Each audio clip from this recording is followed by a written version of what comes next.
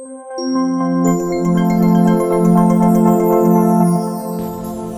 the international arena, do you believe in the responsibility to protect doctrine, and when should Americans engage to protect human rights, and in what ways?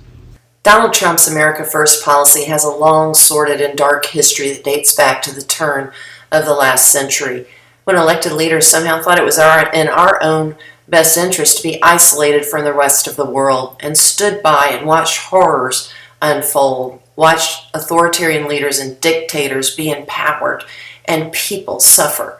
What we didn't appreciate then, but certainly world history has taught us, is that we're one connected people. And as Martin Luther King Jr. said, an injustice anywhere is injustice everywhere. And so we have learned through these many decades, through the horrors in Bosnia and Rwanda, where we waited too long to get involved, meaningfully involved, and people died. When we saw what happened in World War II, the atrocities, the delays were inexcusable. And so as a people, we have decided that we must get involved early on to protect democracy, to protect ourselves. So it is putting Americans first, to have the responsibility to protect other people. And that's why our global alliances are so very important, because we can't go it alone. We can't protect the whole world without the help of our friends, those democracies around the world who celebrate human freedom and human respect. And so the UN, our Western allies, as well as allies around the world, are so very important. Our diplomatic corps, our soft power, the will of the American people to show that we are a light for freedom and hope. And where there is darkness, we can aid and come as a global community. So yes, the America First doctrine is a fraud. And the global doctrine of responsibility to protect all people, to understand and celebrate that we're all connected, indeed puts us first as Americans, because it celebrates our humanity. Every nation has a responsibility to protect from genocide, racial and ethnic minorities, and in general, I support this doctrine.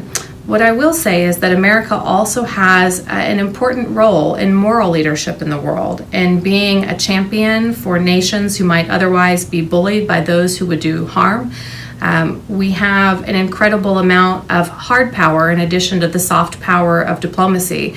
And on occasion, we've made very good use of it, whether that was defeating the Nazis in World War II, or whether it's been coming into humanitarian crises around the world. I'm somebody who grew up watching the famine in Ethiopia, for example, as a young child. The United States, when it chooses to wield that power wisely, can be a force for humanitarian causes around the world.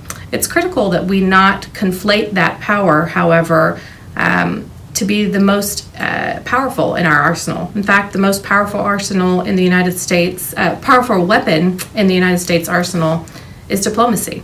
And under the Trump administration, we've seen that they've systematically undermined and underfunded our career diplomats, our State Department, and the people who should be our first line of defense from armed conflict around the world. And that's something I hope will change in a Biden administration. Your third question is regarding the responsibility to protect in international affairs. And I believe that the international community has significant obligations to defend human rights where there is genocide, where there is war crimes, where there are atrocities against civilians. And indeed, much of the work that my business has done has been exposing atrocities against civilians committed by international peacekeeping troops, committed by ISIS, committed by organizations that abuse and enslave human beings.